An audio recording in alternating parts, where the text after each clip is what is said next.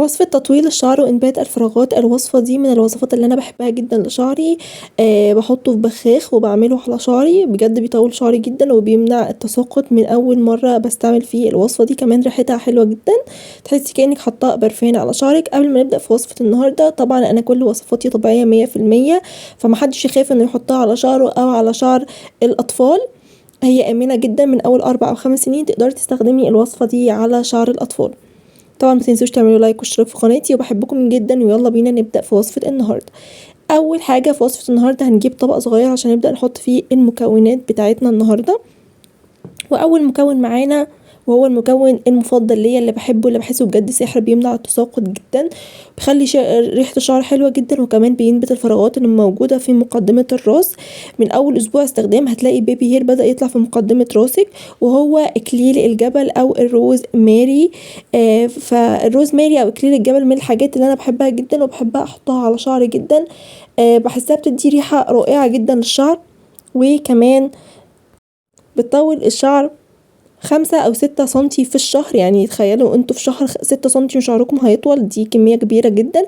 مع الاستمرارية على الوصفة دي كتير هنبدأ نحس بنتائج أفضل وأفضل.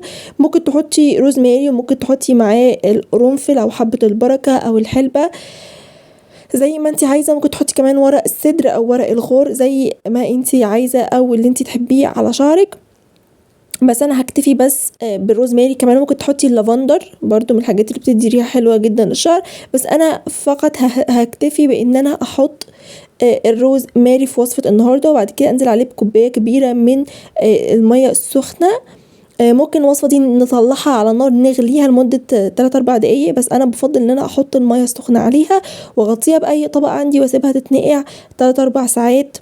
وبعد ما تتنقع واللون بتاع المية يتغير، ببدأ احطها في اي بخاخ عندي وابدأ استخدمها بطريقتين. اول حاجة البخاخ ان انا ابدأ ارشها على فروة راسي يوميا على فروة الراس فقط، او الطريقة التانية ان انا استخدمها كأنه غسول، ان انا قبل ما اغسل شعري بساعتين 3 بحط الوصفة دي واسيبها، احط عليها كيس بلاستيك واسيبها، وبعد كده اغسلها بعد 2-3 ساعات بالشامبو والبلسم.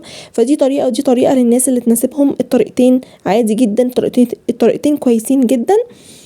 جربي الوصفة دي وادعيلي، وان شاء الله هتلاقي نتائج من اول استعمال. وبس كده، بحبكم جدا ومع السلامة.